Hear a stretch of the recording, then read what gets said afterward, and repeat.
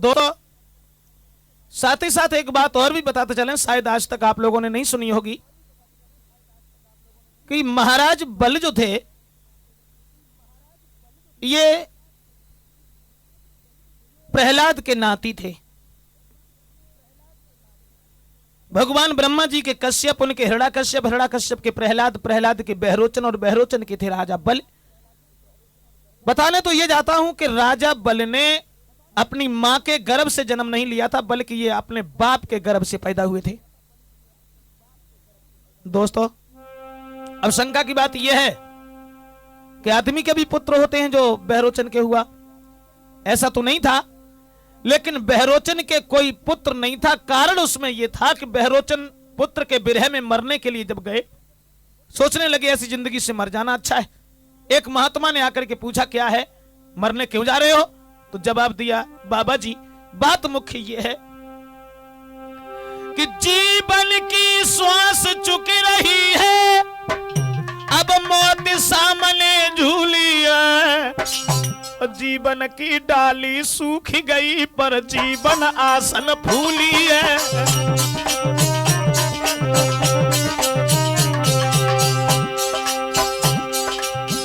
बहरोचन ने यह कहा कि स्वामी जी सुनता हूं जो पापी अपने जीवन में पुत्र न पाते हैं वे स्वयं नरक में जाते हैं, पुरखों को भी ले जाते हैं। बहरोचन ने महात्मा से यह कहा, श्रीमन दुख इस बात का नहीं है कि घर में संतान नहीं है, दुख केवल इस बात का है, सुना जाता है जिस इंसान को संतान का चेहरा देखने को नहीं मिलता वो स्वयं नरक में जाता, अपने पूर्वजों का भी भविष्य बिगाड़ देता है। महात्मा ने कहा कि अगर तुम बेटा के विरह में मरने आए हो तो घबराओ नहीं, एक फल हम तुम्हें दे रहे, इस फल को ले जाओ, ये फल ले जा करके अपनी रानी को खिला देना, तुम्हारे घर में कोई ना कोई बालक हो जाएगा, लेकिन शर्त यह है तुम्हारे अलावा इस फल को कोई देखे ना, इसमें कहीं हवा ना लगे, और चुपचाप ले जाकर के रानी को खिला देना। फल लेकर के चले आए, रास्ता में जब आए हैं दोस्तों, लेकिन किस्मत ने उनका साथ छोड़ दिया।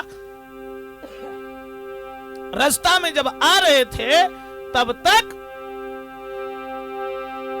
बड़ी भयंकर आंधी बापे उठ आई है कारी, फल को रहो डुकाए रे, फल को रहो डुकाए रे, के मन सोचे तपधानी।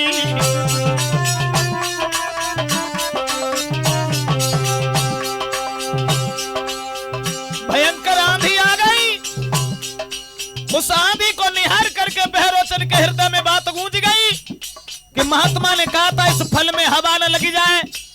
उस फल को बहुत छुपाया, डुकाया, कोई पेश नहीं गई।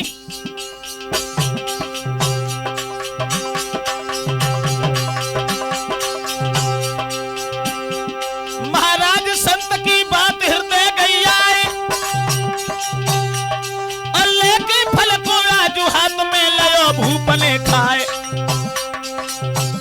बीरन बाई फल से उदर में बाके बालक आयो है, भैया बाई फल से पेट में बाके बच्चा आयो है, बीरन बाई फल से पेट में बाके बालक बन गयो है।